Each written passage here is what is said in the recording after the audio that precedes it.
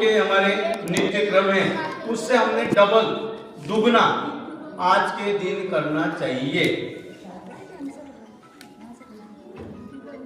अब आज का दिन आप देखो कि कई लोग देवी देवता की भक्ति करते हैं, उपासना करते हैं, नाना प्रकार के कर्मकांड, चाहे नवरात्रि हो चाहे, तो उस दिन हम लोगों को ज्यादा से ज्यादा पूजा प्रसाद वंदन करना चाहिए। ये हमारा एक विधि है।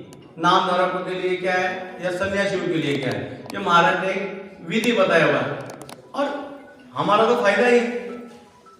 अगर ऐसे प्रसंग पे अगर हम आते हैं तो हमारा अलग लाभ है।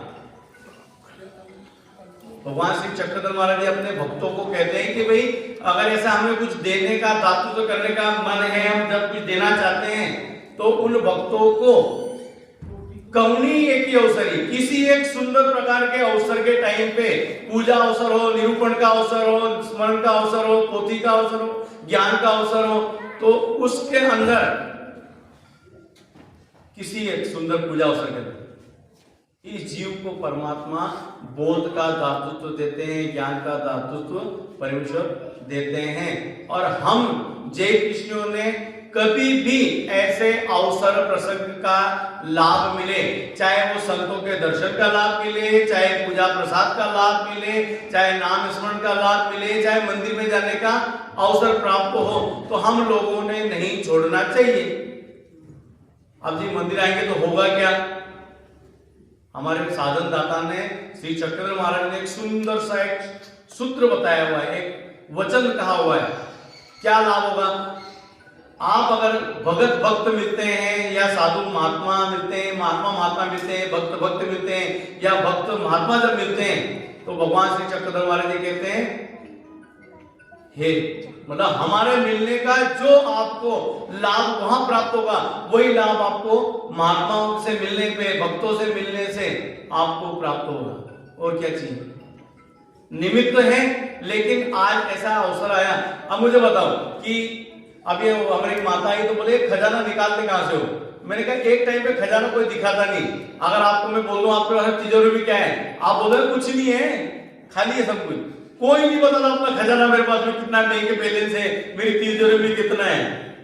तो हम साधु महात्मा अपना खजाना, हमारा खजाना क्या है? ये पूजा प्रसाद वंदन, और आप लोग हमारा खजाना है। तो हम इतनी जल्दी कैसे बता देंगे आप लोगों को कि हमारा खजाना क्या है?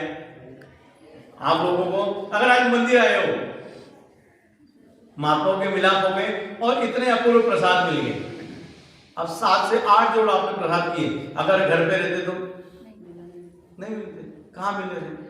और एक विशेषता कि आज के अवसर में देखो, ये हमारी सुमन माता है, जब भी आती है बोलती है गुरुजी मेरे को कोई पंगत बीच में दो, महीने में एक बार पंगत करो।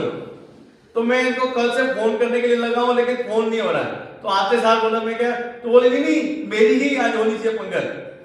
पंगत अपने भूख नहीं किसी किसी की, पर ये माता पिछली बार बोल के गई थी। तो इनकी तरफ से आज का ये योग योग सहज योग से, और ऐसी क्रिया सहज योग से मिल जाए तो क्या बात है। हमने कभी भी ऐसे अवसर अगर मिल जाए तो नहीं छोड़ना चाहिए। भगवान श्री चक्रधर महाराज जी का अवस्थान रिद्धपुर में, और एक दिन क्या हुआ कि श्री गोविंदपुर महाराज जी सुबह सुबह गए, चलो डोड़ो डोड़ो, मतलब पालकी निकालो, चलो उठाओ पालकी उठाओ। पालकी भक्तों ने श्री नागदेवाचार्य जी, माही भट्ट जी, नाथोबा और जितने भक्त फटाफट पालकी लेकर के आए और श्री गोविंदपुर महाराज जी को पालकी पे विराजमान किया। और भगवान श्री गोविंदपुर महाराज जी रिद्धपुर से पूर्व दिशा की तरफ निकल पड़े।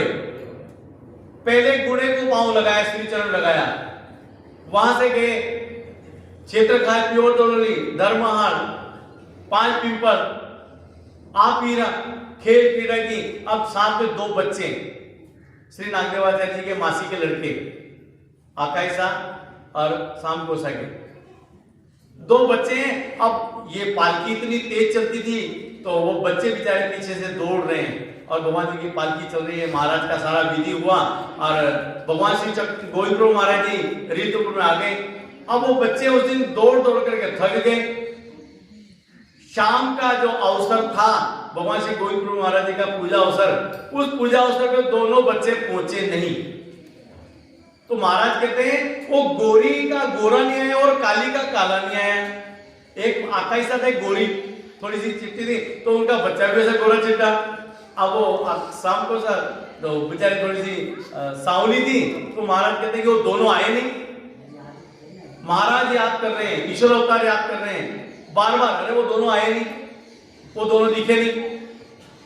दूसरे दिन जब सुबह वो उस अवसर के लिए पहुंचे तो श्री चक्रधर महाराज, श्री गोविंद महाराज जी कहते हैं कि तुम दोनों थे कहां रे, आए क्यों नहीं? महाराज ने पूछा तो श्री नागदेव आचार्य जी पूछते हैं कि अरे लुखुदेव बा, महादेव बा, एक का नाम है महादेव बा और एक का नाम है लुखुदेव बा, अरे तुम दोनों अवसर पे क्यों नहीं आए? तो वो कहने लगे दादा कल है ना हमारी ये पिंडलियां और पट दोनों भाग भाग के पूरी दर्द हो गई थी, थक गए थे, इस करके हम अवसर पे नहीं आए।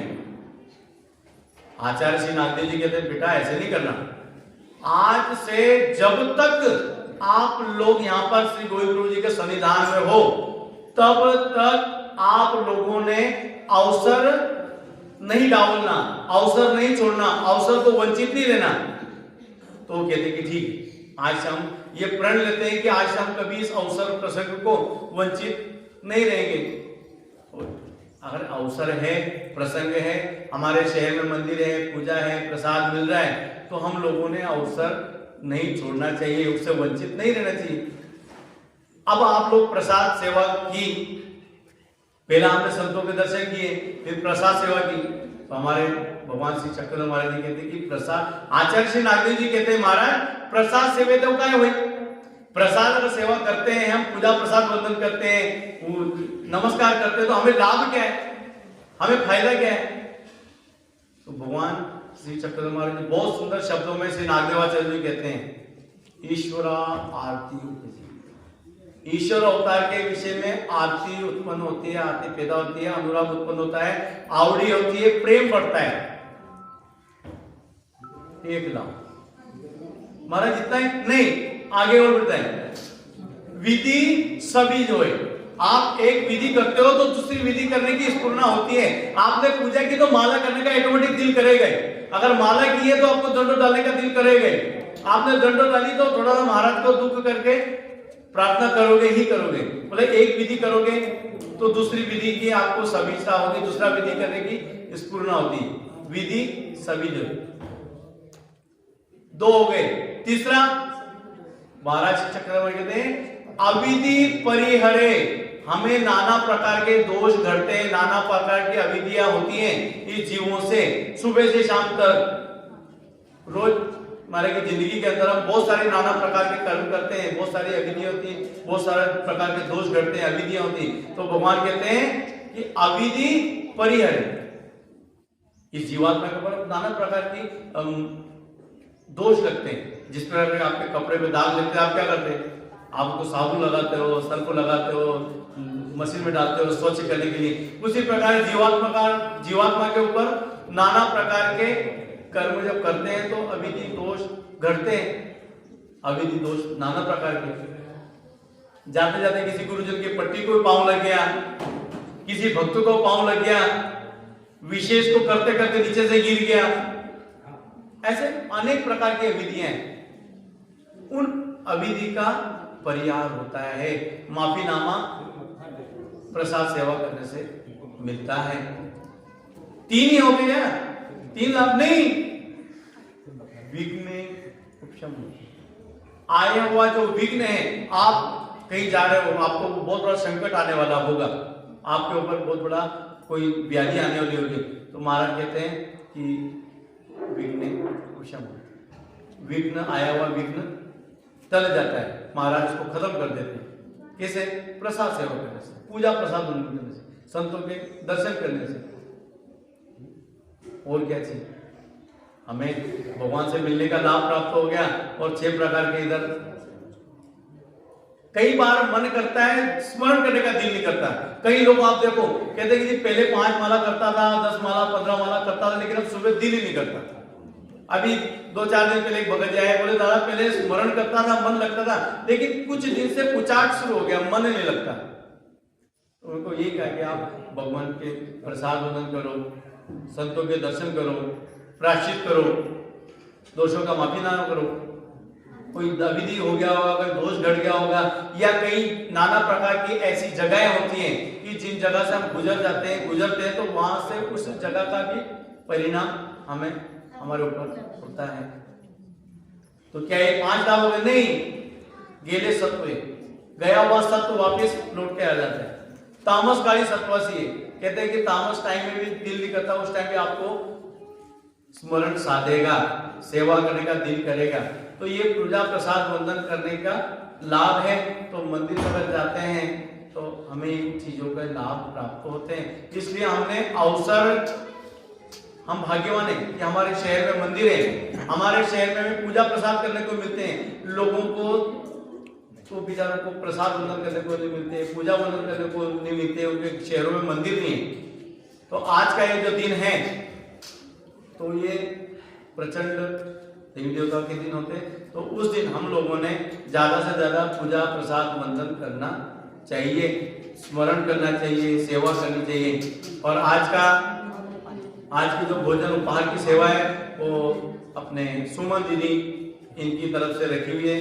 तो आप सब ने बड़े प्रेम के साथ में भोजन प्रसाद भी लेना है। और अब हम भगवान जी का गुणगान करेंगे। तो पहले बीड़ा अर्पण करेंगे और फिर उपहार भगवान जी को दिखाएंगे। तो सुबह दादा कुछ बोलना चाह रहे थे कि मैं भी दादा 5-7 मिनट जरा